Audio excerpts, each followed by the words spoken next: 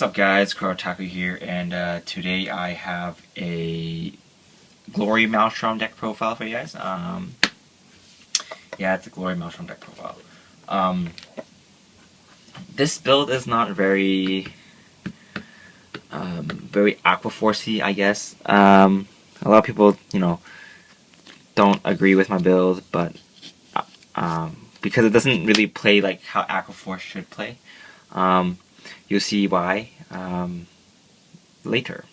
So basically, but I like this deck because sure, it doesn't have as much pressure as a normal Aqua Force deck does, but it kind of has more consistency in the sense that you can, pretty much always force a perfect guard of your opponent's hand. Yeah, so let's hop right into it. So I run the grade 3 Searcher because I have a lot of problems riding into normal Maelstrom first, and this kind of helps me solve that problem. So I run the grade 3 Searcher. I run 4 Maelstrom because this card is good. This card is amazing. So run 4. Oops.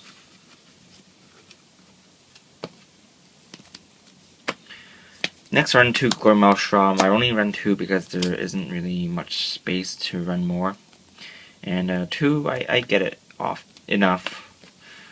So 2 is, is alright. Next, I run 2 Diamantes. Yeah, he's good. He can attack 11k Vanguards by himself, which I think the problem with Benedict is he swings for 10. If it's an 11k Vanguard, it doesn't do anything, and it boosts, and then you can hit 11k Vanguard. But with this guy, you can, hit 11k Vanguard. Maybe you have a 10k or something, and you just attack the rear guards. So I think Diamantes is just a better card than Benedict in this format. Simply because of all the 11k Vanguards running around. For 2s, I run Basil. You kind of have to run it because you won't have enough swappers if you don't run Basil. Because now that I don't run Benedict anymore, Basil is the next best option. Although he is quite useless against 11k and 13k Vanguards. Next I run this Storm Rider. He's the counterblast one to swap. I didn't really want to run him, but since I don't run the grade 1 switcher anymore, I kind of have to run this. Just in case, you don't have Basil or Diamantes. Next, I run 4. Forget his name. The 10k attacker. I run him because I was running Argos and Valeria, but since I don't run stands in this deck, they're not very useful. So I decided to run 10k attackers instead. Yes, this deck does not run stands, so if you don't agree with me now, you should, just, yeah. Next, I run 3, what's-your-face, Dorothea, 10k booster, good card is good. And then I run 4 of the self-damagers. This card is so good in this deck.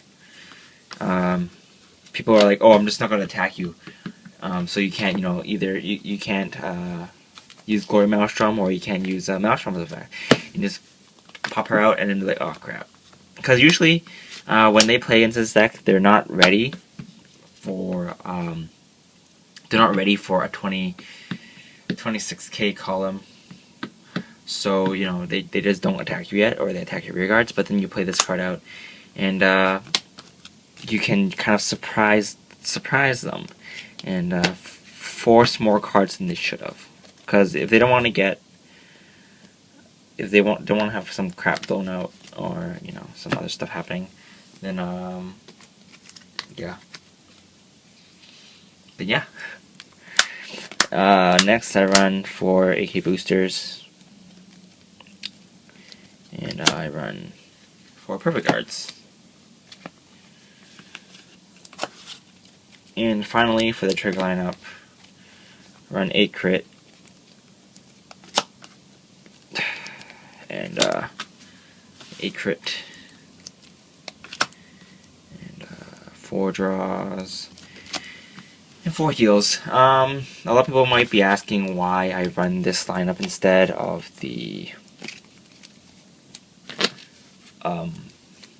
normal lineup. Because in Hong Kong, I'm not sure if this applies to my locals or if it applies to any others, but basically a lot of people play Aqua Force here, and a lot of people know how to play against Aqua Force here. So the main problem with this deck is having your setup ruined. So because this deck really depends on your field setup, and if you don't have a good field, tough luck. So basically this deck kind of solves the problem, though it does, like, for Aqua Force build with stands, it's either really, like, you're either in a really good position or you're in a really bad position, and you don't really have, there isn't really a in between, because you either have like a full field and you can, you know, do the 4 attacks and like have really nice numbers and stuff, or you'll be like attacking with a draw trigger and stuff. So this build kind of changes that, because these guys, even if you can't attack like 4 times, you can still have some decent attacks, and you have those crit triggers to back up your you up. So yeah, this build has been working pretty well for me. Especially, you know, crits with Glory Maelstrom is very good, because a lot of people at 4 damage, they keep themselves at 4 so they can, you know, prepare for a Glory Maelstrom attack. But with those crits, you kind of scare them, and they're like, oh, I think I should throw down 4 cards or 3 cards to guard that attack. Yeah. Or, you know, if they don't know what you're playing, and they don't know your trigger lineup, they're like, what the crap, why does this guy have critical triggers? And then, you know, you'll surprise them, and you win. I don't know.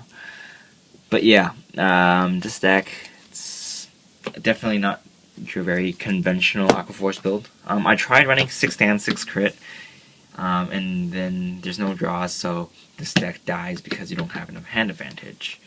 But you know, with 6 crit, 6 sands, I put the friggin' Valeria and Argos back in. But then again, doesn't really, you know, work too well, in my opinion. But you know, crits with Aqua Force, you know, it's not horrible, it's not super good, but it's, I'd say it's more consistent compared to